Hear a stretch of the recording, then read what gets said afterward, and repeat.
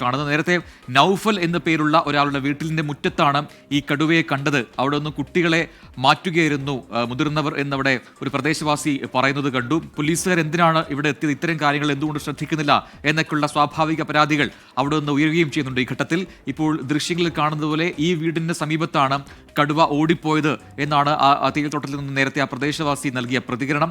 അവിടെ നിന്ന് ഒച്ച വെച്ച് ബഹളമുണ്ടാക്കുന്ന സമയത്ത് 3 നായ്ക്കളും ഉണ്ടായിരുന്നു. അവർ ഇതിന് പിറകെ ഓടി എന്നൊക്കെയുള്ള വിവരങ്ങൾ അവിടെ നിന്നും ആ പ്രദേശവാസി നൽകുകയും ചെയ്തു. അതിന് പിന്നാലെയാണ് ഉദ്യോഗസ്ഥരെല്ലാം തന്നെ ഈ മേഖലയിലേക്ക് എത്തിയിരിക്കുന്നത്.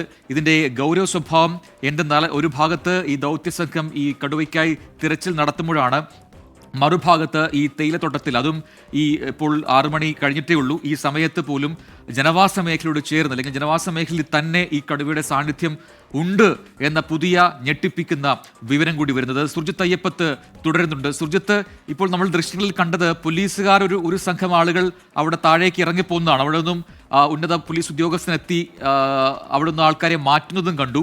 അപ്പോൾ ഇനിയുള്ള പ്രധാനപ്പെട്ട കാര്യം ഈ സുരക്ഷ ഉറപ്പാക്കുക എന്നുള്ളതാണ്. ആ മേഖലയിൽ എത്ര വീടുകളുണ്ട്? ഇപ്പോൾ ഈ കടുവയെ കണ്ടു എന്ന് പറയപ്പെടുന്ന വീട് കൂടാതെ എത്ര വീടുകളുണ്ട്? ആ വീട്ടിൽ ഇപ്പോഴും ആളുകളുണ്ടോ? അവിടേക്ക് അവിടെ നിന്നും ആൾക്കാരെ മാറ്റുന്നുണ്ടോ? ഇവിടെ ആളുകളെ മുഴുവൻ മാറ്റുന്ന ഒരു നില, അതായത് പോലീസ് സംഘം ആ ഭാഗത്തേക്ക് പോയിട്ടുണ്ട്. എന്തായാലും ഈ പ്രദേശം എങ്ങനെയാണ്? അതെ, ഇതിൻ്റെ ആ ഭാഗം ഫോറസ്റ്റാണ്, പക്ഷേ ഇതിൻ്റെ ഇപ്പുറത്തെ ഭാഗം ജനവാസ കേന്ദ്രങ്ങളാണ്. ഒരു ഭാഗം ഗുരുതരമായ പ്രശ്നമാണ്, അതീവ ഗൗരവമുള്ള പ്രശ്നമാണ്. ഇവിടെ അടിയന്തരമായ ഇടപെടൽ ആവശ്യമുണ്ട്. സമയം സന്ധ്യയായിരിക്കുന്നു. അവിടെയാണ് ഫോറസ്റ്റ് ഡിപ്പാർട്ട്മെന്റ് തടഞ്ഞുകൊണ്ടിരിക്കുന്നത്. പ്രദേശത്തിന്റെ മുകൾ ഭാഗത്താണ് ഇത്. അതിന്റെ മറ്റൊരു ഭാഗത്തേക്കാണ് എത്തിയിട്ടുള്ളത്. എന്തായാലും ജനവാസ മേഖലയിൽ തന്നെ കടുവ സാന്നിധ്യം ഉണ്ട് എന്നുള്ള തരത്തിലുള്ള വിവരമാണ് ഇപ്പോൾ പുറത്തു വരുന്നത്. ഇപ്പോൾ പോലീസ് ഉദ്യോഗസ്ഥർ ഓരോ വീട്ടിലും ആ മേഖല കേന്ദ്രീകരിച്ച് പരിശോധന തുടരുന്ന ഒരു പശ്ചാത്തലമാണ് നമുക്ക് കാണാൻ കഴിയുന്നത്.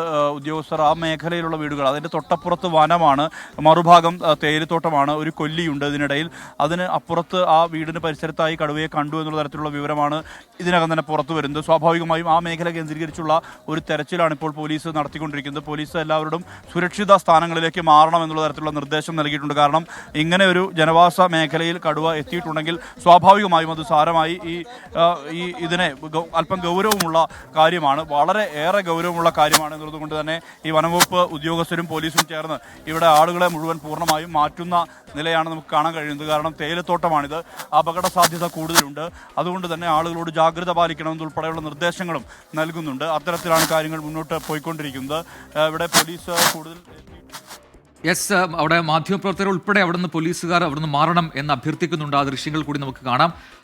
സുരക്ഷ ഉറപ്പാക്കുക എന്നുള്ളതാണ് നേരത്തെ ആ പ്രദേശവാസി പറഞ്ഞത്. വളരെ പ്രധാനപ്പെട്ട കാര്യമാണ്. 6:15 സമയം, ഇരുട്ട് വീഴാൻ പോകുന്ന സമയം കൂടിയാണ്. കിഴക്കൻ മേഖല ആയതുകൊണ്ട് തന്നെ പെട്ടെന്നായിരിക്കും ഇരുട്ട് പരക്കുക. അതിനു മുമ്പ് അവിടെ സുരക്ഷ ഉറപ്പാക്കേണ്ടതുണ്ട്. പ്രദേശവാസികളെ ഒക്കെ തന്നെ അവിടെ നിന്ന് ഒഴിപ്പിക്കുന്നു. നാട്ടുകാരല്ലാതെ അവിടെ ഈ വാർത്ത റിപ്പോർട്ട് ചെയ്യാൻ വന്ന മാധ്യമപ്രവർത്തകരൊക്കെ അവിടെ നിന്ന് മാറാൻ നിർദ്ദേശം നൽകുന്നു.